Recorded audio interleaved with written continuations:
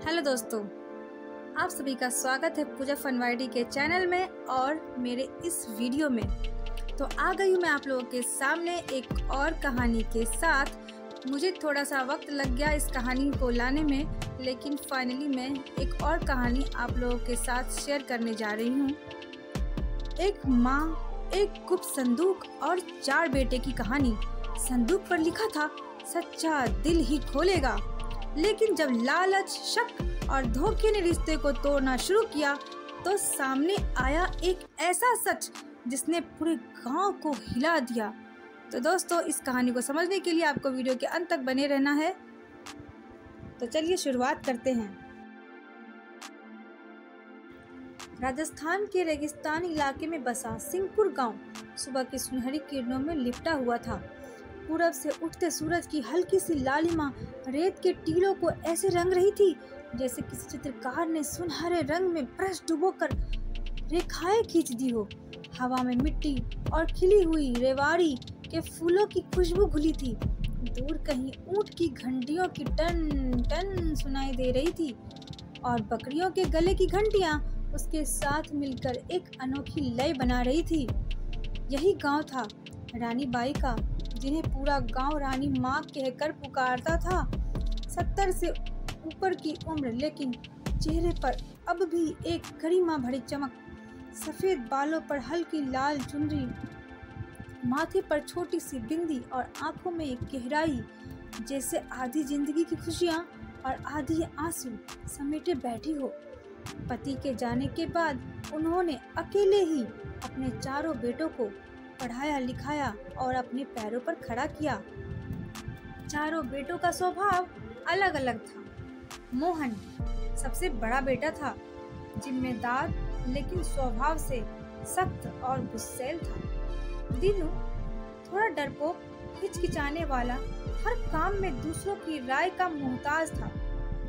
कमल शहर में बिजनेस करता था, तेज तर्रार दिमाग वाला था, लेकिन गांव से दूरी के कारण रिश्तों में ठंडापन आ गया था। हरी जो सबसे छोटा बेटा था, दिल का साफ, गांव के बच्चों और बुजुर्गों का चहेता, कला और सेवा में रुचि रखने वाला था। कभी 4 भाई एक साथ हंसते गाते एक ही थाली में खाते थे, लेकिन वक्त बदलने के साथ साथ उनके दिलों में भी बदलाव आ गया था।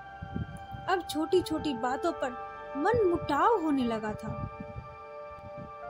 माँ कई बार समझाती, बेटो घर में एकता हो तो सुख दुगुना हो जाता है और बंटवारे से सुख आधा भी नहीं बचता। लेकिन अब उनके शब्द पहले जैसी ताकत नहीं रखते थे। रानी माँ के मन में एक डर बैठ गया था, कहीं उनके बाद ये 4 बिखर न जाए। एक दिन पुराने कमरे में कपड़े टटोलते हुए रानी माँ एक पीतल का संदूक बाहर ले आई। उस पर मोटा ताला लगा था और लिखा हुआ था, सच्चा दिल ही खोलेगा। 4 बेटे चौकन्ने हो गए। मोहन, माँ इसमें क्या है? रानी माँ मुस्कुराते हुए कहती है, इसमें मेरी सबसे कीमती विरासत है, लेकिन यह मैं उस बेटों को दूंगी जो मेरी असली परीक्षा को पास करेगा। कमल हंसते हुए कहता है, तो मेहनत करनी पड़ेगी। माँ गंभीर होकर कहती है, मेहनत से भी ज्यादा सच्चाई, सेवा और त्याग दिखाना पड़ेगा। अगले ही दिन रानी माँ ने 4 छोटी छोटी थैलियाँ आंगन में रखी। इनमें थोड़ा अनाज और कुछ पैसे हैं। उन्होंने कहा, शर्त यह है कि इन पैसों से अपना खर्च मत चलाना। गांव में कोई ऐसा काम करना जिससे लोगों को फायदा हो। 1 महीने बाद गांव वाले तय करेंगे कि किसने सबसे अच्छा काम किया।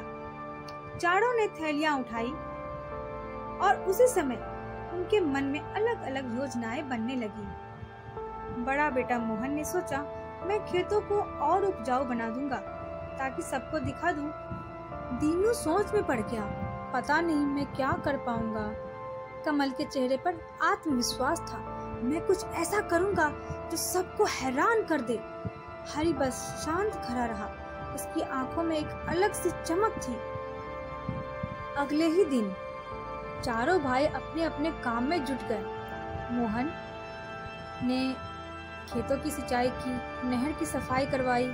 दीनू ने कुएं की सफाई करवाई, पर पैसा कम पड़ जाने के कारण काम अधूरा रह गया। कमल शहर से मशीनें मंगवाई, लेकिन गांव के लोग मशीन का इस्तेमाल करना नहीं जानते थे, तो वे आंगन में ही पड़ी रह गई। हरी ने बच्चों के लिए कुछ किताबें मंगवाई और बुजुर्गों की सेवा की। इसी दौरान गांव में एक अजनबी भैरव सिंह की एंट्री होती है। वह बड़ा ही चालाक और एक आंखों में उसकी बड़ी चमक सी होती है। उसने सुना था कि रानी माँ के पास एक अनमोल खजाना और उपजाऊ जमीन है। वह मोहन और कमल के पास पहुँचता है। भैरव सिंह उन दोनों से कहता है, अगर तुम माँ से वो संदूक और जमीन मेरे हवाले कर दो तो मैं तुम्हें आधा हिस्सा दूंगा। मोहन को गुस्सा आता है, लेकिन वह कहीं न कहीं कुछ सोचने लग जाता है। कमल कुछ भी नहीं कहता, पर उसकी आंखों में सवाल होते हैं। और जब हरी ने यह बात सुनी तो बहुत ही जोर से भड़क उठा। अगर तुमने माँ की तरफ आंख उठाई तो पूरा गांव तुम्हारे खिलाफ खड़ा होगा। भैरव सिंह बस हंस पड़ा। देखते हैं छोटू, देखते हैं, ऐसा भैरव सिंह ने कहा।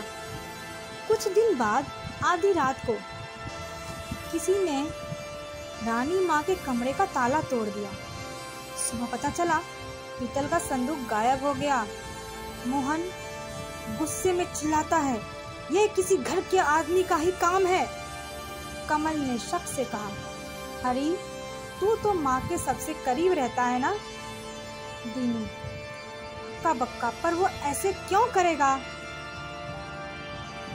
हरी ने सफाई दी, मैंने कुछ भी नहीं किया है।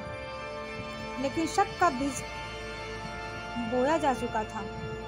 हरी ने अकेले ही भैरव सिंह का पता लगाया। 3 दिन बाद शाम को उसने भैरव सिंह को गांव के बाहर ऊंट की गाड़ी पर कुछ लादते हुए देखा। पास जाकर देखा तो वही पीतल की संदूक थी। हरी चिल्लाते हुए कहता है, भैरव रुक जा, आ गया छोटू, चल तू भी अपना हिस्सा ले ले। भैरव सिंह ऐसा कहता है। हरी ने जमकर थप्पड़ मारा। दोनों की धक्का मुक्की हुई। गांव वाले दौड़ पड़े। भैरव सिंह पकड़ा गया। संदूक वापस आ गया। रानी माँ ने चाबी निकाली और संदूक खोला। अंदर ना ही सोना था ना ही चांदी, सिर्फ पुराने खत, उनकी डायरी और एक छोटी सी मूर्ति। रानी माँ कहती है, ये मूर्ति तुम्हारे पिता की आखिरी निशानी है और ये खत मेरी जिंदगी के कुछ अनुभव हैं। मैंने सोचा था ये मैं उस बेटा को दूंगी जो सेवा, सच्चाई और त्याग का असली मतलब समझेगा। गांव वालों ने एक स्वर में कहा, माँ, हरी ने ही आपकी परीक्षा पास की है। मोहन, कमल और दीनू की आंखें शर्म से झुक गई। मोहन ने हरी के कंधे पर हाथ रखा, भाई मुझे माफ कर दे। हरी मुस्कुराता हुआ कहता है, हम फिर से एक हो जाएं, यही सबसे बड़ी दौलत है। और चारों भाई और रानी माँ फिर से एक हो गए। तो दोस्तों, अगर आपको यह कहानी पसंद आई हो तो प्लीज़ आप लोगों से रिक्वेस्ट है, मेरे वीडियो को लाइक करें, चैनल को सब्सक्राइब करें और कमेंट में ज़रूर बताएं कि आपको यह कहानी कैसी लगी है। तो मिलते हैं फिर नए वीडियो के साथ।